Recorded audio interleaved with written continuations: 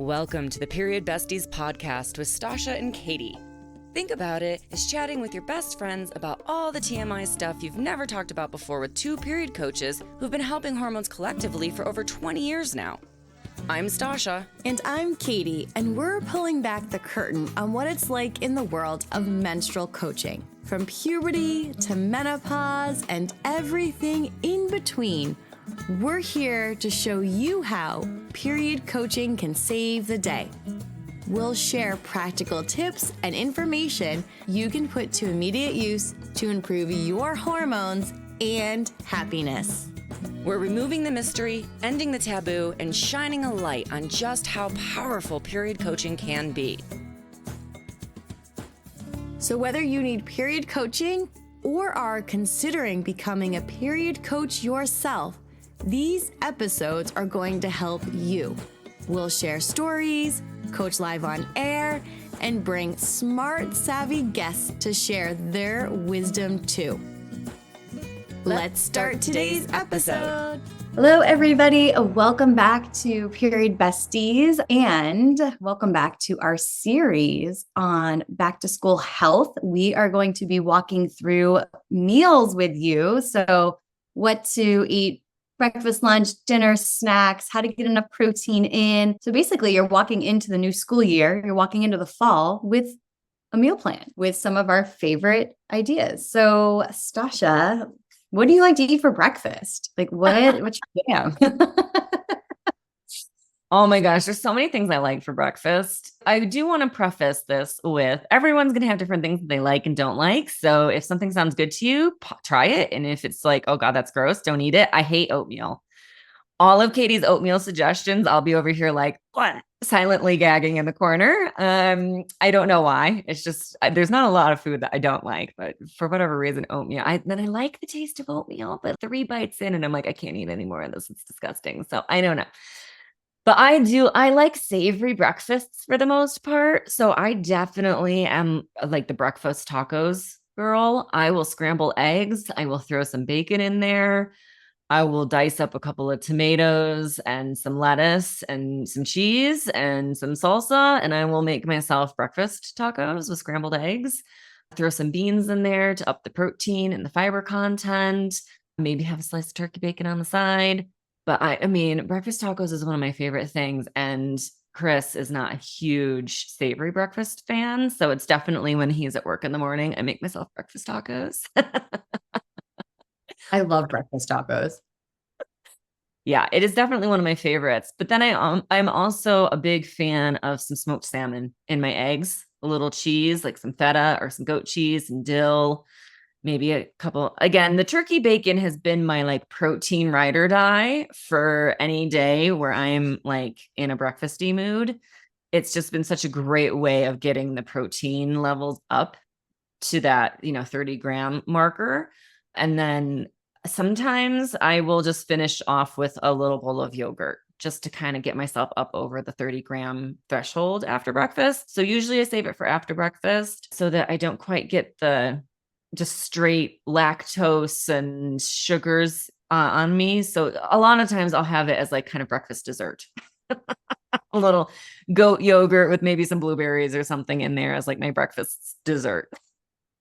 Oh, I like that. We were away recently and my friend was out and got this amazing, like full fat Greek yogurt with peaches and thyme and a little bit of gluten-free granola. And I was like, oh my God, this is like amazing. It was so yummy. But I never thought of doing thyme with yogurt. And it's so good because it's savory. Yeah. Oh, I bet that's delicious. I'm going to try that. Yeah, I'm a goat milk yogurt fan. Usually it's full fat. Like if they make goat yogurt, it's usually a full fat yogurt, which is nice. And yeah, those full fats, you want the fat because that's what's going to help to slow the sugar absorption. So trying to get away from those sugary breakfasts, which, interestingly enough that we're having this conversation because Chris and I were just talking about his breakfasts. He is a grains. He is fueled by carbs. He does not feel full after eggs. That doesn't he eats that. And then he's like, okay, now I'm ready for breakfast. I'm hungry. I'm just as hungry as I was before. So he's really a grains person, and we've been trying to figure out ways to have easy breakfasts because he does get up at 4 or 5, depending on what shift he's working in the morning, and has to be out the door within a half an hour. So he's got to be out of the door by 4:30 some mornings, 5:30 other mornings, and trying to get a breakfast in that's not sugary, that's not just like a bowl of granola, has been tough. And then it's also something that's going to fuel him through the day, working a physical job. So it's been a really interesting conversation. And in fact, you were talking about overnight oats one of our podcast recording sessions. And I went out and was like, what about overnight oats? And he was like, yeah, those are good, but I can only do them so many days in a row before I'm like, this is cold and gross. And I did 4:30 in the morning. This is not what I want. So I was like, all right. Well, what I do is I actually reheat them in the morning. Nice. Well, I make the overnight oats, and I can't do it all the time either, but I make the overnight oats, and then sometimes my boys like want hot oatmeal, sometimes they want cold. So it's like overnight oats does the trick. So if they want hot, heat them up. But put in the microwave like 20 seconds, nice and warm, and then you can like add different things to them. It changes the flavor, but I like savory oatmeal. Yes. I'm not a sweet oatmeal person, like Yeah. nuts, seeds. I mean, I was mentioning in the episode when we talked about protein, where you can actually make hot oatmeal with eggs and it makes it really full and much more satisfying. So you can do that too. But you can kind of like use oatmeal as a base and add like sweet potatoes, sausage, bacon. You could make it really savory. There's tons of Pinterest recipes out there with savory oatmeal. And I actually like that a lot too. So it doesn't have to be sweet. I think a lot of times when we think oatmeal, we automatically think like sweet, but sometimes it's just like using it as a base. And then I just add a lot of stuff on top of it. Yeah, I think that's a great idea. I mean, I was in Florida every year growing up, so I am a fan of like shrimp and grits for breakfast. Little smoked Gouda, little smoked paprika on top. And then buckwheat, which is an Eastern European food, which funny enough, it's almost the same as oatmeal. And yet that I love, whereas oatmeal I hate. So there you go. But I love buckwheat, and it's traditionally cooked savory. It's usually mixed with things like mushrooms and made as a side for lunches and dinners. And actually, when we were in Poland, we had cabbage rolls that were rolled with buckwheat instead of rice. So they were duck and buckwheat. But yeah, it was a different style, and they used that buckwheat in a savory way as well. And I do like buckwheat. And often when I'm in the later part of my cycle, deep luteal, I don't really want eggs or savories in that way. I'll make a big pot of buckwheat, and then each day I will add to it what I want. So I'll cook it all up, and then I just stick it in the fridge, and then I can either pop a bowl in the microwave or I can pop it on the stovetop with something extra in it. And some days I want more sweet stuff, and I throw some frozen cherries in there and some nuts and some cinnamon and vanilla. And some days, yeah, I do kind of want it savory, and I end up throwing nuts and seeds in there as well. But then I'll break up like a chicken sausage and toss it in, or mushrooms. I love putting mushrooms in there as well. So some days I do want that savory, and some days I do want that sweet, and especially in that deep luteal menstrual phase. And sweet potatoes. Oh my God, sweet potatoes are like the most magical miracle food. Throwing them in oatmeal or buckwheat or whatever in the morning, and it can still go savory or sweet because it's a sweet potato. So you can add some cinnamon and vanilla, and you've got the sweet side coming through without even adding sugar. Or you can add savories, and it can feel like, a stuffed squash or something. It has that kind of savory feel to it. And again, without even adding sugar, you can have this meal that feels sweet and decadent, but isn't actually adding sugar into your morning routine. Yeah, that's what I like to do. Usually a week, maybe like 4 or 5 days before my period, I want chocolate all the time. So I actually add cacao powder to my oatmeal, and I'll heat it up, and it's first of all, it smells really chocolatey. So smell that, just having that sensation satisfies cravings a lot. And just adding in some peanut butter and some slivered almonds. It's such a great, deep, deep luteal. All I want to do is eat chocolate. And you're getting the magnesium, you're getting the iron. No, there's no sugar. So it's one of my favorite things to do. Yeah, I love that. And also don't underestimate throwing some greens in there. It's quite easy to scramble eggs and toss in some fresh spinach or baby spring mix or baby kale or something, or arugula. And I often like to move my greens around with my cycle.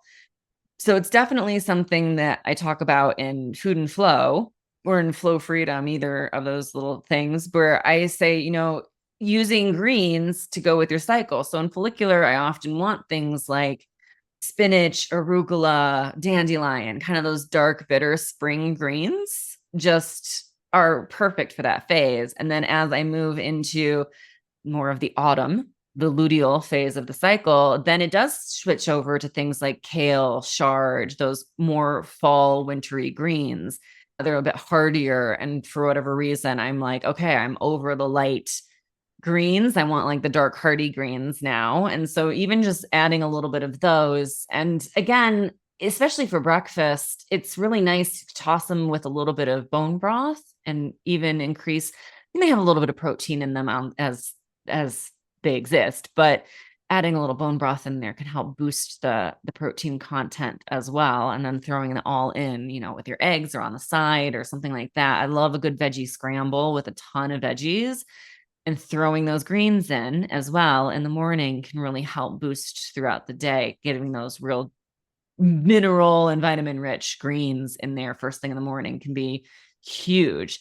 Definitely recommend having an experiment and seeing, do you feel like after you eat breakfast, make a note. How do you feel? You just had breakfast. Do you feel full? Do you feel satiated? How, do you feel like, well, that was gross? Whatever. How do you feel? And then an hour later, how do you feel? Check in again. And then an hour later, check in again. So you're checking in right after breakfast, an hour later, and 2 hours later. How do you feel? And then when you're ready for lunch, what time is it? Like, how long did you make it before you were like, I need food now? And I definitely recommend doing it throughout your cycle as well. I know in follicular, I don't feel like I need to eat as much as in luteal. So my lunch time sometimes is like 3 p.m. because I just sort of forgot to eat in follicular. And it doesn't matter what I had for breakfast. I kind of just forget to eat until late for follicular. But in luteal, I definitely want to eat earlier or even have a between breakfast and lunch snack, but just to kind of keep a nice energized nourishment coming in throughout the whole day. So tune in and check it out and then know, where are you in your cycle? Because that might affect how things react and how they feel for you and that kind of thing. I often feel quite dizzy and faint in deep luteal in the first few days of menstrual. And I used to faint, pass out regularly. So I definitely need to be eating small snacky meals all day long in those phases. So also take that into account because there's nothing that says that you have to eat one way all of the time. That's the beauty of being a woman. That's the beauty of having a menstrual cycle. That's the beauty of embracing your feminine is that you get to ebb and flow. So some days might feel like a big hearty breakfast day. And then some days might feel like, what? I just kind of want something light. And that's okay. Just so long as you're continuing with your cycle and you're noticing those patterns. No, definitely. That's a really good point. And I love what you said about check in. I'm always saying to my clients, was this nourishing? Like, were you hungry? And a lot of people say eggs don't satisfy them. So it's like, did you eat enough eggs? Maybe you can't eat. Most of us don't want 5 eggs for breakfast. No. 5 eggs is 30 grams of protein. So it's like, okay, so if you're going to have 2 eggs, like what else can you add to it? Like turkey bacon, some sausage, whatever that is. I actually love dinner for breakfast.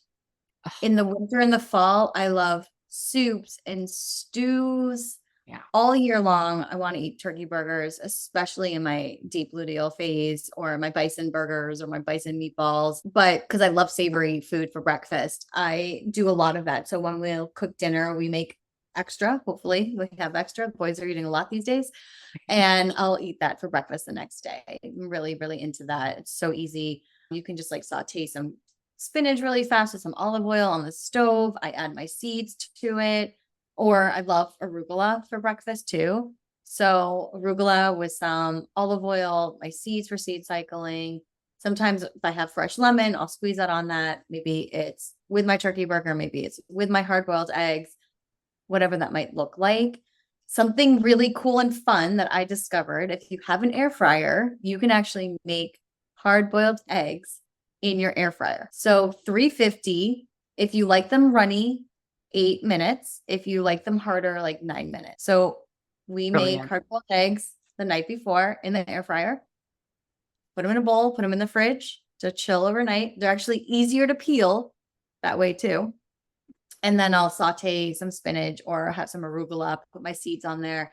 And I love dousing it with olive oil and tons of cashews as well. Oh, that sounds delicious. So easy and quick. So for anyone that just needs quick breakfast ideas, like the air fryer in terms of the hard-boiled eggs was game changing. My husband discovered it and I was like, this is amazing. That is amazing. That's such a hot tip. It made me actually think of one of my complete opposite favorite breakfasts, which is labor intensive and a pain in the butt, but it is so delicious. I like to make salmon cakes. So, the tinned salmon, so it's easy on the budget. And then you mix it with like an egg and breadcrumbs. I mean, I just usually crumble up a toast of gluten-free bread in there. That with herbs and spices. I often do garlic and Italian seasoning or dill and lemon or something like that. And then actually I do fry, I just kind of pan fry them in some oil or butter. And then I save them so that I have them throughout the week to eat. So it is one fairly labor intensive moment where you're making salmon cakes. But then after that, which would also be good in the air fryer, which I have not tried yet, but you've inspired me.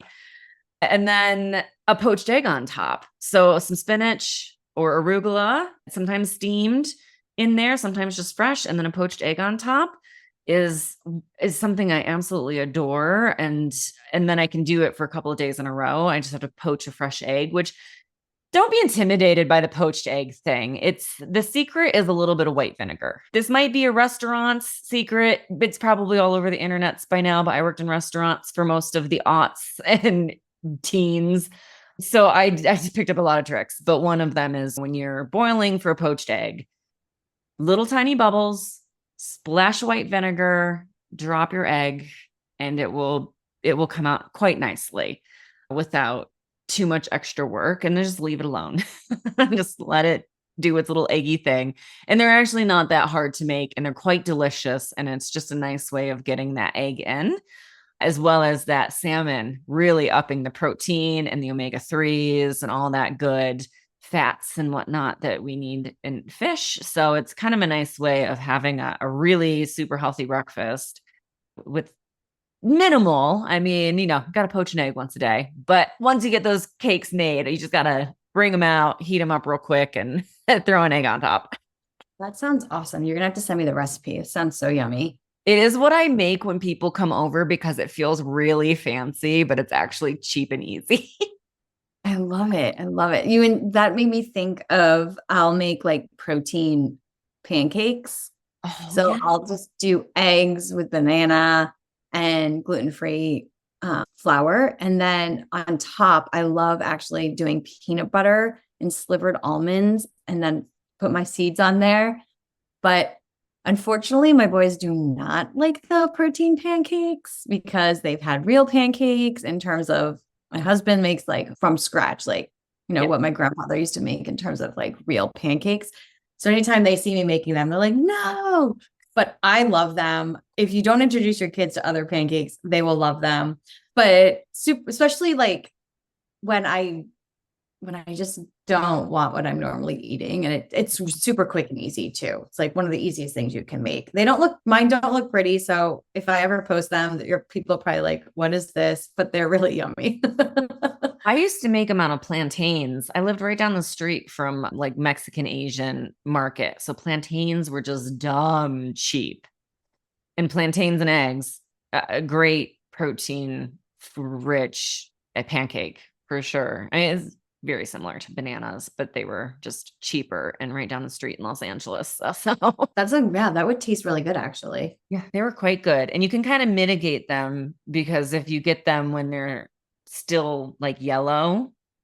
Unlike bananas, they're not really ripe. They need to kind of be black to be sweet. So you can get them and they're less sweet, but more fiber rich. And if you let them go, they get sweeter, more of that banana-y flavor. And they have more of that sugary flavor to them, that sweeter flavor to them. Still good fiber though. So yeah, I love that. Ooh, such great ideas. So everyone listening, what are you going to make first? And share with us what your favorite breakfasts are in the comments. Send us a note, tag us. We'd love to see some of your creations if you make anything that we suggested, and or if you're like, you ladies need to try this recipe, please. I'm always trying to think of new ideas for breakfast. My boys have been on an oatmeal kick forever, and I'm like trying to change it up all the time, and they just want the oatmeal. So that's why there's collagen in there, and that's why there's eggs, and there's different things for protein. So send it along. Like, I'm super curious because I think it's so helpful when we share what we eat. Like, you inspired me. Like, I'm definitely going to grab that recipe because that sounds something that I would even have that for lunch or dinner too. Oh yeah, for sure. We used to make it for dinner when I was growing up. And that's sort of where it came from, was like mom used to make those salmon cakes with eggs on them. And I was like, oh my gosh, I could eat this for breakfast. No one in my family quite likes a savory breakfast. I'm sort of, dad will have a savory breakfast, but then he wants a cookie. But my mother is a pastries 100% of the time, every time, ladies. So I did not have a lot of savory breakfasts. Dad and I would have the occasional like corned beef hash and eggs breakfast, which is delicious. Yes. I can't lie. I do like a good one. Not terribly good for you, but delicious nonetheless. So good.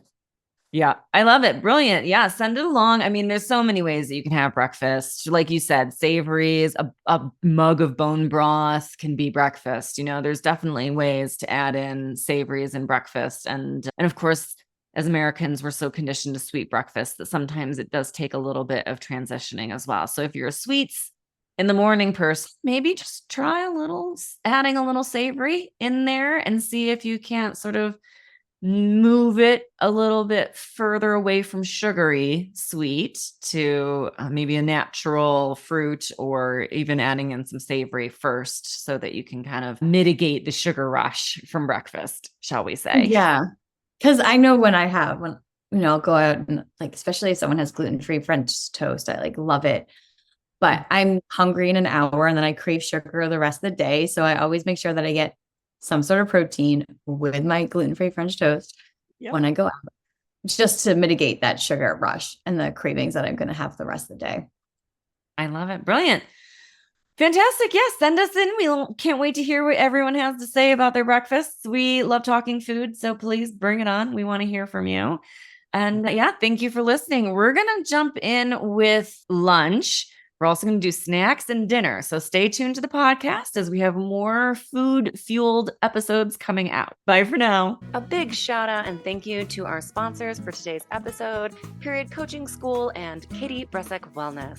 Thanks to you, our favorite bestie, for listening to the Period Besties Podcast, where no topic is TMI. And of course, share this episode with your besties. Remember to leave us a 5-star review, nothing less than the best for us besties, and subscribe wherever you listen to podcasts. You can follow us on Instagram at Stasha Washburn and at Katie Bresek, or email us at periodbestiespodcast@gmail.com. Check out more about us at katiebresek.com and periodcoachingschool.com. And of course, check the show notes for free goodies and extras that support this episode. We'll see you on the next episode. Bye for now, besties.